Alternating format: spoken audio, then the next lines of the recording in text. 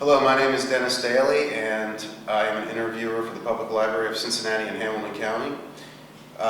Today I'm interviewing Mr. Bob Hathorn at the main library. It's November 23rd, 2006, and our camera operator today is Jeff Seuss. Mr. Hathorn, thank you for doing this interview. We really appreciate it. You're welcome. Just like to start off, if you could give us a little bit of background and tell us how you got into the service in the war. Well, when I enlisted on May the 22nd of 42, I wanted to be a paratrooper. That's what my goal was, to be a paratrooper. Well, when I went to Cincinnati, the sergeant down there told me that they wasn't taking paratroopers and that I should enlist in the Army Air Force. And when they started taking them, the paratroopers, I could transfer over.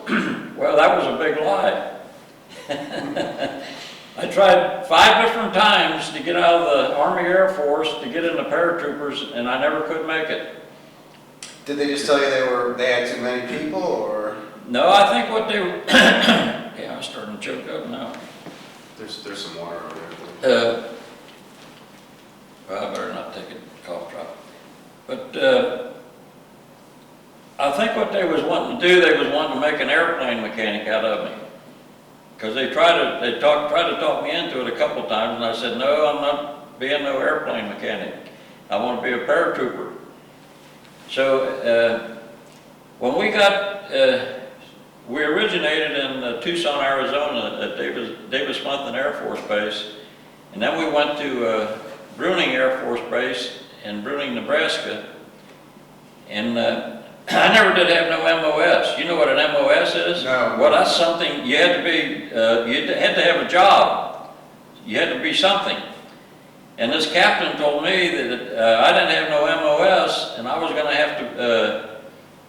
I was going to have to be something. And I said, well, what do you want me to be? And he said, you're either going to have to be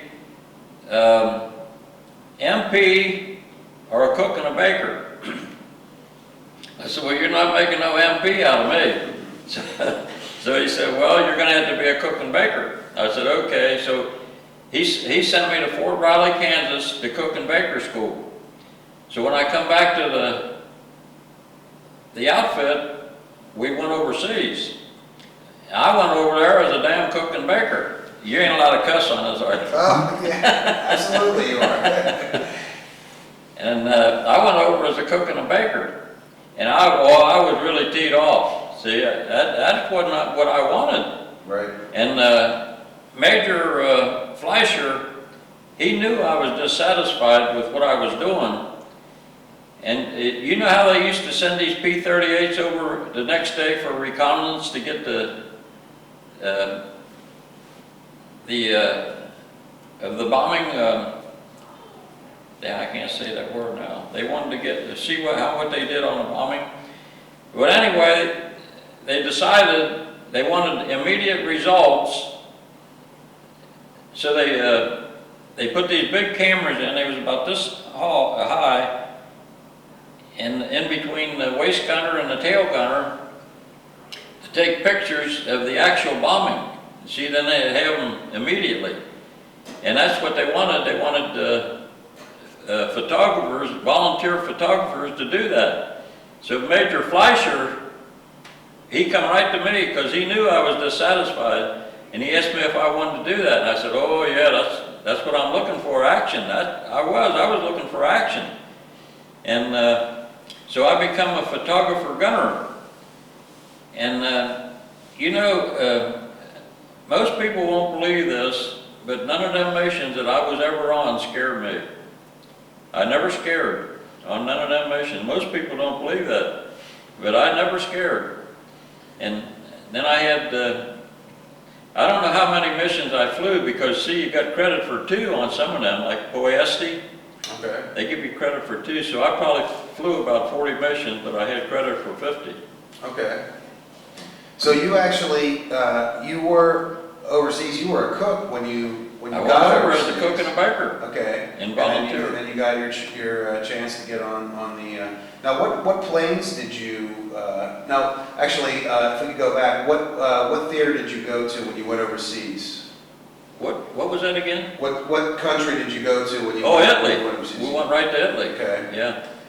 And went by boat, I assume, as most. Yeah, we went. It took us 30 days to get there because 30 days. we were zigzagging on account of German submarines, and it took us 30 days to get there. And what route did you take? Did you go through the North Atlantic to England and then down, or did you go straight across in a different? Well, we went we went down the Mediterranean, or I mean down the Atlantic to the Mediterranean, Okay. and then went through. We saw the Rock of Gibraltar. See, that's the way we went in through there. So you got to Italy, and this was in May of '43 that you got to No, we got there in December of 43. December of '43, okay. And then how long were you there before you got to transfer to the flying the missions? Well, my first mission was on May the 5th, CF-44. Okay. Do you want to talk about that mission a little bit there, or? Well, the first one was very rough. We had 90-some holes in the plane, and one of our engines was shot out, and one of our tires was shot out, and Harry Herwig, the tail gunner, he got hit real bad. The flak went up through his rectum into his intestines, and on the way back we was losing altitude so bad that we was throwing everything in the Adriatic. And but we did make it back to the base, and then they put Harry right in the hospital at Bari, Italy. What was the sense when you were coming back and you got hit really bad? What was the crew? Was there a lot of chaos, or was everybody very calmly? Oh, they was calm, yeah. Okay. Yeah, they was calm. And landing was no problem with your tire shot? No, the pilot did his name was Razback. I do remember his name. The pilot was Razback, and he did a good job on landing the plane. What kind of planes did you fly in? B-24s, we was in B-24s. Now, what's the difference between a B-24 and a B-17? Because I know B-17s Well, they both got 4 engines, but the B-24 would carry more bombs and held more gas, and they could go farther. Okay. And it was easier to shoot down too. The B-24 was. Is that because they were slower, or? I think it was the way they was built. Okay. I think it was the way they was built. So, when you're on the airplane, were you strictly a photographer, or did you ever do gunnery? If one of the gunners would get shot out, get killed, then I would take over the gun. Okay. But it really never happened, because when Harry got hit, we was just about out of enemy territory, and there wasn't no more flak or fighter planes around. So that's the only time that you guys lost a gunner on any of your missions? Yeah, Okay. that's the only time anybody ever got hit on the ones I was on. What was the setup when you flew out? Did you fly out with a number of different bombers and fighter escorts, or did you go with just your one B? Oh yeah, see, the 47th Wing had 4 bomb groups. Okay. And then we'd all get together, after we all got up in the air, we'd all get together and go as one big group. And I was on the invasion of southern France. That was on August the 15th. And just on takeoff, our wing, the 47th Wing, which consisted of the 98th, the 376, the 449th, which I was in, and the 450th, that was the Cottontails. Just on takeoff, our wing lost 7 planes just on takeoff. Due to mechanical error, or were they Well, shot they down? never did figure out what it was. It could have been, some of them said sabotage, and some of them said it was, we might have been overloaded with bombs and gas, and some of them said the air, there wasn't no, the air was so calm or something, you know what I mean? Mm-hmm. That it might have been that. There wasn't no wind or anything. And the 449th lost one plane, and the other 3 groups lost 6 of them altogether. Okay. Go back here. You got into Italy and you started to fly your missions. How long were you flying missions in Italy before the invasion of southern France? Well, I started on May the 5th, and the one on southern France was on August the 15th. Okay, so just a couple of months in Yeah. Italy. Mm-hmm. What kind of targets were you hitting in Italy? Was there a general kind of target that you were hitting, or did they vary? Were they different? Oh, we used to hit bridges and marshalling yards and factories and everything. See, we were so far south in Italy that we couldn't get all the way into Germany, but we was able to get to southern Germany. Okay. And I had one mission to Friedrichshafen in Germany. They said it was a ball bearing plant. That was the only time I ever got to Germany. Okay. But the other ones was in France and northern Italy and in the Balkans, you know, like Hungary and Romania, Czechoslovakia. Sure. Yeah, that's interesting because I never really thought about bomber groups flying into the Balkans from Italy, but that's very close. And Oh yeah, that's where I think that's where most of our missions were, in the Balkans. oh really? Yeah, I think so. Because see, Poiesti was one of our prime targets because that's where Hitler was getting most of his oil. Okay. So was it a refinery or? Yeah, oil refinery. I had 4 missions over Poiesti. One thing that I would like to talk about, if you'd like to talk about, I've interviewed a couple of pilots and they talk about how cold it was up there. Oh, absolutely. They said, 60 below zero. Did you ever have an opportunity, or not an opportunity, but a situation where, I'm assuming you wore the electric suits that were heated. Yeah. Was there ever a time when that malfunctioned and you had to actually feel? Oh yeah, they had malfunction every once in a while. In fact, if you got a lot of flak, your electrical system might have been knocked out. Okay. But and your fingers and toes, you had to be careful. They'd freeze on you, and your oxygen mask. Sometimes your oxygen mask would freeze up, and if you wasn't careful, you was dead then. So how did you try to avoid that if the electrical system went out? Well, you just had to hope and pray that your oxygen didn't freeze up and your fingers and toes didn't freeze up. But one mission, I got in trouble on one mission. Captain Tompkins was our commanding officer of the 718th Bomb Squadron. That's the squadron I was in, 718. And I went up there to get my electrical suit, and they said they was all out of them. I said, well, I'm not flying without an electrical suit. And they said, well, you're going to get in trouble. I said, well, that's my middle name, Trouble. And it was. So I wouldn't fly it without the suit. And then I had to go see Captain Tompkins. And before Captain Tompkins was our commanding officer, we had, don't tell me I'm not going to be able to say his name now. He played football for Ohio State. Nosker. Major Nosker was our commanding officer. Well, Major Nosker just happened to be visiting Captain Tompkins when I had to go see Captain Tompkins.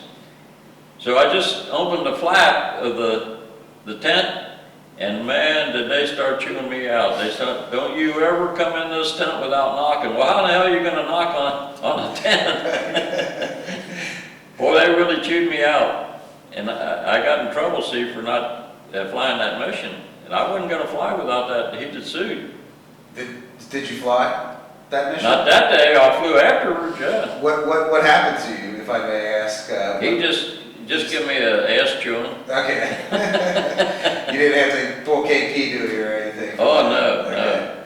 And Oscar, boy, he was the one that really chewed me out more than Captain Tompkins, because he was a major. And incidentally, I think Nosker went to the 376 bomb group. See, that was in our wing.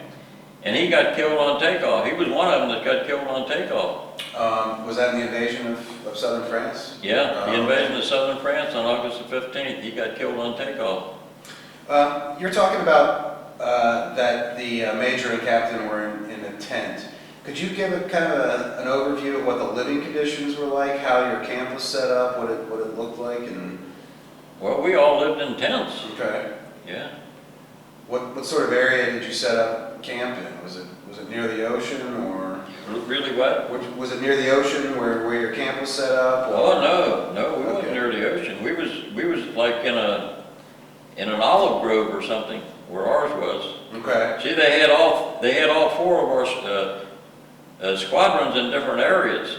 We had the 716th in one area, the 717th in another, 718th in another, and the 719th in another area. And what part of Italy was your base at? Our base was at Grottaglie, Italy. Okay. But there wasn't nothing in Grottaglie, and when we'd get a chance to go to town, we always went to Toronto. That was right down in the heel of the boot. Okay. It was a lot of nice looking Italian girls. Good food, good wine there? Oh yeah. Yeah. How often did you get a chance to go into town? Oh, we went quite a bit. And see, this Salvatore Esposito, he was my best buddy, and he could speak Italian, so I'd go with him all the time. I had it made in the shade. Yeah, it sounds like it. When he went over as an interpreter. Okay. Salvatore did. But and we got there in December, and I think it was January or February that Colonel Walcar, he was our commanding officer, he wanted Esposito as an interpreter over there. And he got shot down in January or February. And, the colonel did? Yeah, Colonel Walcar got shot down, and he was captured. The Germans had him. And Colonel Gent, he didn't want no interpreter. So Salvatore went into the kitchen cooking for the officers, because he was a good cook. He was a good Italian cook. He knew how to cook it. And I was eating a lot of food that the officers was eating.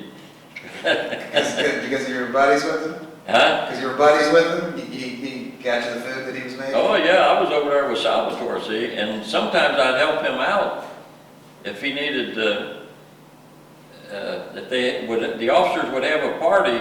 Sometimes he'd want me to help him out, you know, like check their coats and their hats and everything. So this one night, I was drinking what the hell was that stuff? Cognac?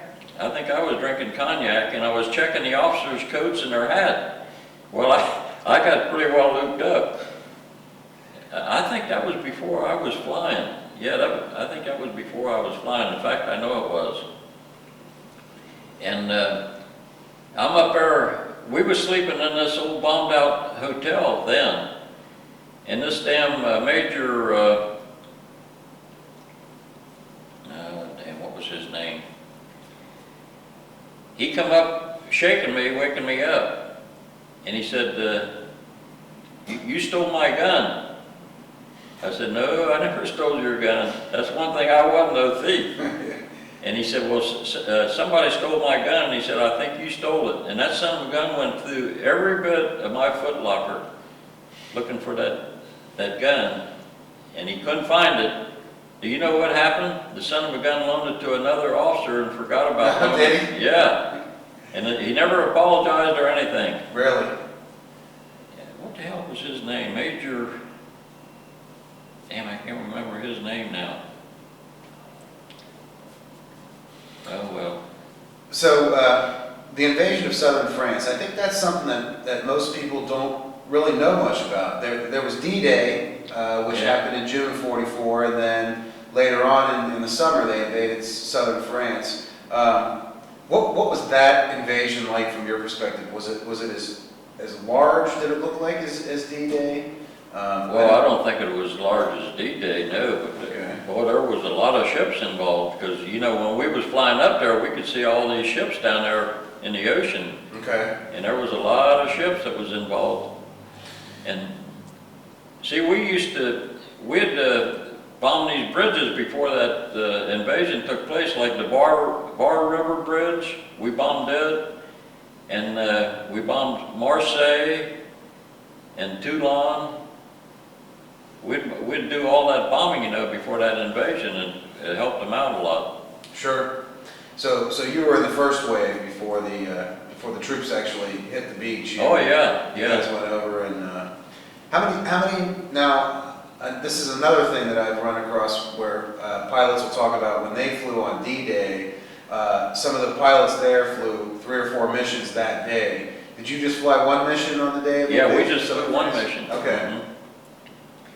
And did you end up moving your base at all toward France after the invasion, or did you just stay where you were? We stayed in that one spot. Until the end of the war? Yeah, right in Grottaglie. You had some stuff here that was really interesting. I don't know if you wanted to talk about this right here, the mission that this occurred on, and maybe you can hold it up while you talk about it. This is really fascinating here. Well, I really can't remember the mission that it occurred on. I forgot that mission. Okay. But anyway, this piece of flak hit me right over my heart, actually, but it didn't go through the flak suit, see, it just bent it. And you might want to explain, because I never knew that. So your flak suit was made up of little metal squares? Yeah, these little square things, yeah. Okay. And after it, the only thing it did, it knocked me down. I did lose my balance and went down. But,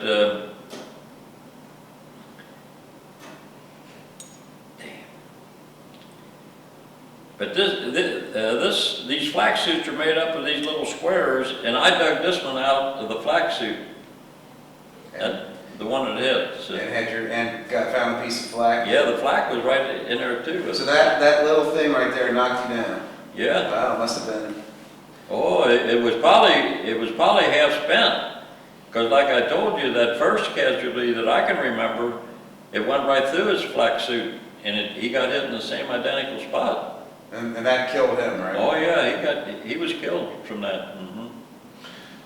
What's it like when those batteries open up, when you're flying over top of them and the flak starts? Oh man, I'll tell you, that's hairy. Yeah, when you see these big shells bursting, I think most of them was 88s. But when we had a mission over Toulon in southern France, that was the biggest shells I think that they ever shot at us. Because boy, them big puffs of smoke, they was 2 or 3 times bigger than most of them. Okay. So they must have had these guns in concrete or something down there shooting probably 250 millimeters. Wow, that's a big shell. Yeah, that was the worst I ever seen on the shell burst. And they're just all over the place, I'm assuming? Oh above you, below you? Yeah, it's all over, yeah. Does it shake the plane? Oh yeah, if they hit they're close enough, they'd shake the plane, sure. Damn.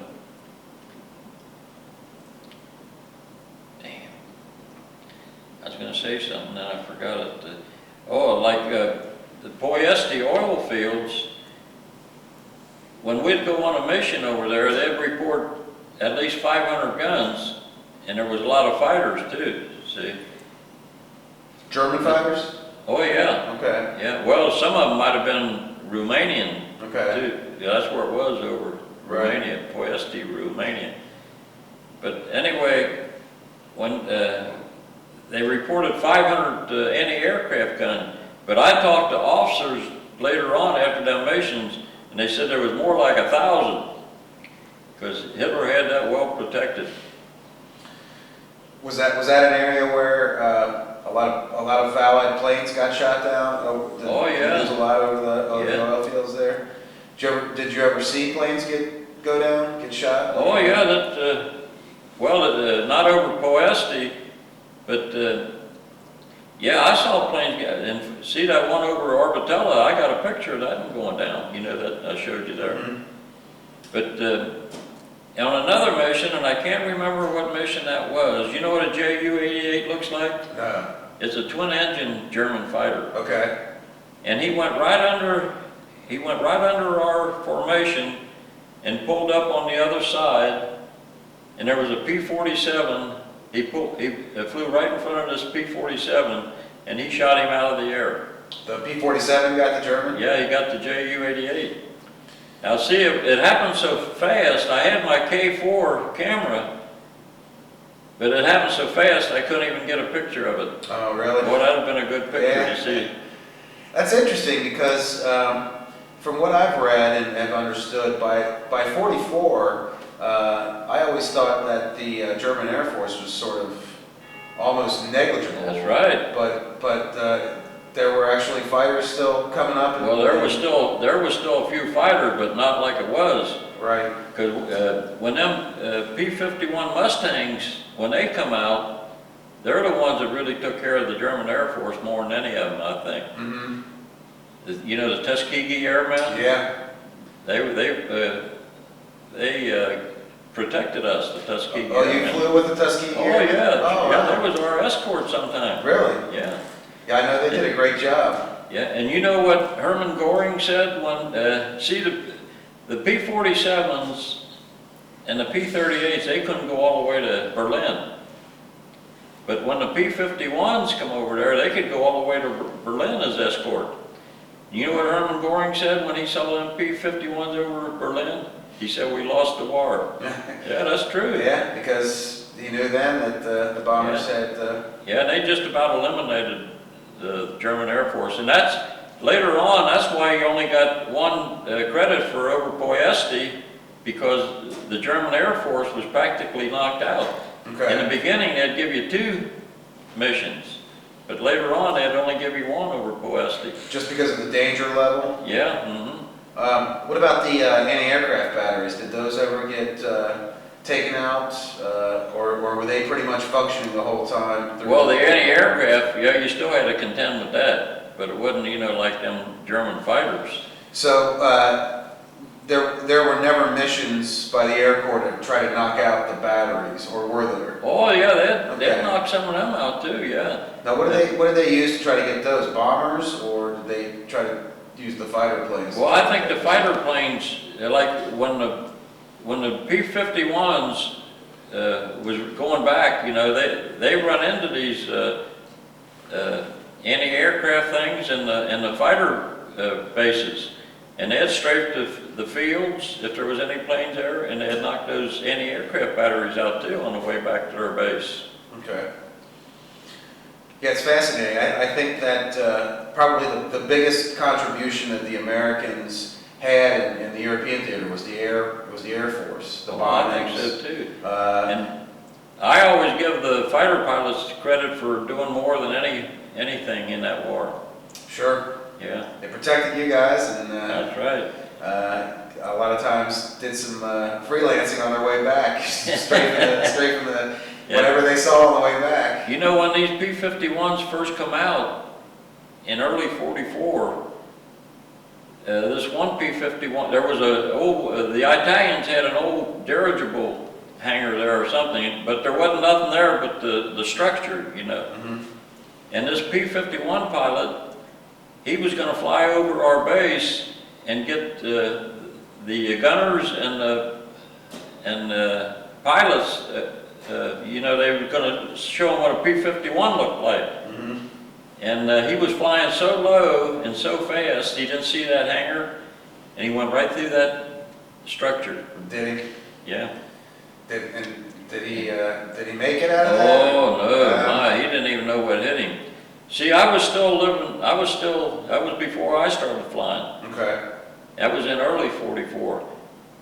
And Esposito and a couple of us other fellows, we was playing cards, and we heard this explosion or whatever it was, and going out between our planes was this thing all on fire. And I told Esposito, I said, look, at somebody's stove blew up. Well, what it was the engine on that P-51. Oh, wow. It went right through our planes, never hit one. Never hit one, because that could have been rough if it would have hit one of the planes. Oh yeah, it probably blew it up. But anyway, I went to the infirmary after they gathered that pilot up, and all that was left of him was just, they had it under like a sheet or something, just a little pile, and the biggest part of that man that I saw was the end of his foot. Really? That's all that was left of him. It's amazing that they could pull that together. I bet it was Yeah. strewn all over. Yeah, they the picked place. a lot of pieces of him up, but he was just disintegrated. He probably hit that structure, see, about 300 or 400 miles an hour. Yeah, that was the end of him. One thing that's, I think, different for guys that were in the Air Corps as compared to the Navy or in the Army, did you have a lot of downtime? How often did you fly missions, and when you weren't flying missions, were you kind of free to do whatever you wanted to, or? Well, I flew quite a bit of missions, see, because I completed from May to September. I completed my missions, so I was flying quite often.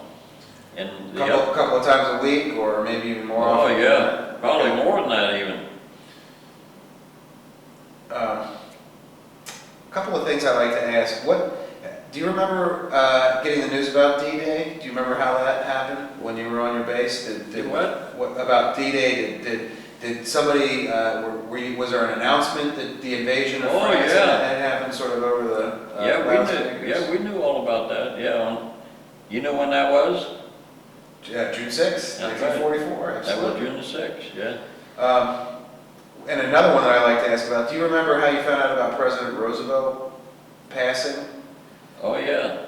And what was the feeling like around Oh, there? we was all sad. Yeah. You know when that was? It was in 45, it was in April 45. I believe. April the 12th, Yeah. 1945. Yeah. Close to the end of the war in Europe. That's right. It's a shame that he didn't live to see the end of that war. And then after the Germans surrendered, were you under the impression, like a lot of people were, that you were going to be transferred to the Pacific, or had you had? Oh yeah, see, I was in Will Rogers Air Force Base when the war ended in Europe. See, that ended in May of 45. So And you were back in the States then? yeah, when I completed my missions in September of 44, Okay. I went to Will Rogers Air Force Base in Oklahoma City. Okay. And in fact, I signed up to go to the Pacific. I wanted to go to the Pacific in B-29s. But before I could get out of the Will Rogers Air Force Base, the war ended in Europe in May, and they didn't want anybody else. Really? Yeah, they had all they needed. So that's a little bit different than the other branches. I know that Yeah. most of the Army and Navy guys were told that that's where they were headed that Yeah. way. So Yeah, they wasn't taking any more members for the B-29s. So were you still at Will Rogers when the atomic bombs were dropped? When what? When the atomic bombs were dropped in Hiroshima? Oh, yeah. Still at Will Rogers? Yeah. Okay. And then when the Japs surrendered, and they signed that armistice on September the 2nd on the Missouri, USS Missouri. When they signed that, 4 days later, I was a civilian. Oh, really? Yeah. I got discharged on September the 6th of 45. I had a lot of points. Okay. I had a lot of points. I think I had 119 points, if I'm not mistaken. And I was one of the first out of Will Rogers Air Force Base with points. So, anything else from the war that you'd like to talk about, or do you want to talk maybe about what happened after the war, where your path led from there, or do you want to talk about anything that happened during the war that you didn't cover, or after the war? What did you do after the war was over? Well, you mean what I did as a living, for a living? Yeah. Well, the first thing I did, I went to work for a roofer, and I lasted about 2 months on it. I said, "This ain't for me." Just didn't like the work? Yeah, and then I went back to the ball. My first job was on February the 19th of 41 at the Ball and Piano Company in Okay. Cincinnati. And I decided to go back up there and see what that was like. Well, I didn't want that either. So I quit there, and from there I went to the Cincinnati Country Club, Okay. and I didn't want that, so I quit there. And from there I went to the card plant in Norwood, and I got teed off over there, and I didn't want that. What they did, they took one of my buddies off of the front end of an 8-color press, and I was on the other end, and that made me mad, and I quit.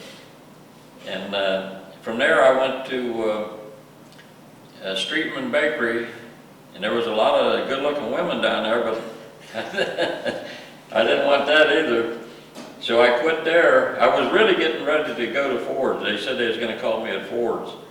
But in the meantime, I went to Streetman Biscuit. And then I went to Ford's, and I think I started there in '51. And I lasted about 19 months.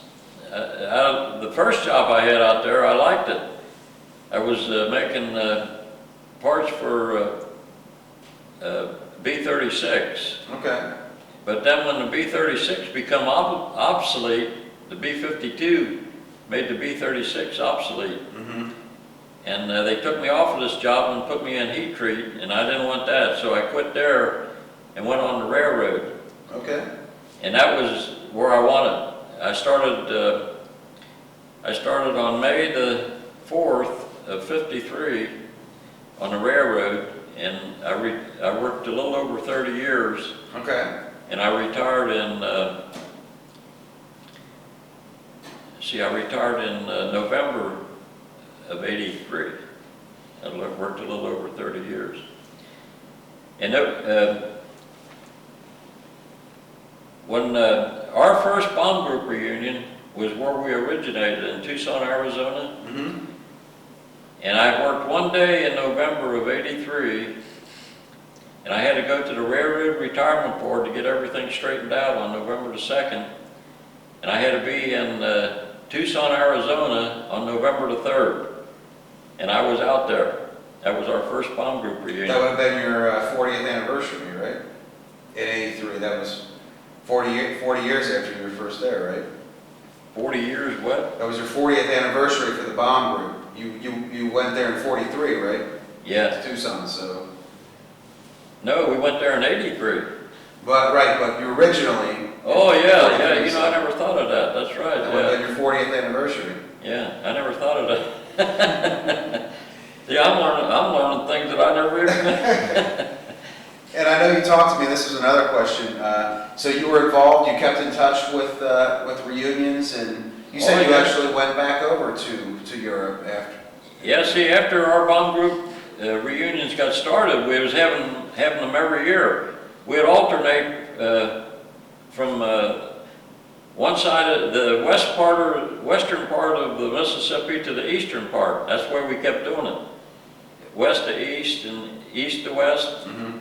And we was having them every 2 years. And then they decided they was going to have them every 18 months. So then we was having them every 18 months. And I made every one up until the one going to Las Vegas. And my wife wouldn't go with me. And Esposito, him and his wife didn't want to go. And my second best buddy from Urbana, Ohio, Johnny Nolan, and his wife didn't want to go. So I thought, well, I'm not going to go then. So that's the first one I missed. And I'm going to miss this next one now. Our last one was in St. Charles, Missouri. Okay. And they had it all set up to go to Cocoa Beach in early '07. Well, this Lee Kenny, he changed it from Cocoa Beach in the spring to Jacksonville, Florida in the winter, in the dead of winter. Well, if I could have got him on the phone, I would have told him a mouthful, but I couldn't get him on the phone. I called 5 times down there at Melbourne, Florida, where he lives. And the last time his wife answered the phone. and she said he wasn't there, so I thought that was a big lie. Her name, well, now I call her Wanda the Wop. And you're not Italian, are you? I call her Wanda the Wop, and she hung up on me. That son of a gun. I told him I'm not gonna come to this reunion on that account. I'm not going down there in the dead of winter. Well, that's ridiculous. It's probably pretty warm down there in the wintertime. No, it's not. Hell, I checked those temperatures in the Enquirer in Jacksonville the other day. You know what the low temperature was? 31. Oh, wow. And it's only November. I called up General Trogdon. He's on that board too. And I said, how come they changed that from Cocoa Beach to Jacksonville, Florida? And he told me that it was too expensive. I said, too expensive? I said, too expensive for who? Not me. None of them are too expensive for me. But anyway, he said it was too expensive. So I called this guy up in Euclid, Ohio, Ray something. I can't remember his last name now. Stan dementia. But anyway, I was talking to him about it, and I told him I wasn't going. And he said, well, why not? I said, it's going to be too cold. And I said, how come they changed that from Cocoa Beach to Jacksonville, Florida? And you know what he said? No. He said they didn't have enough room down there in Cocoa Beach. And General Trogdon told me it was too expensive. Now, who you going to believe?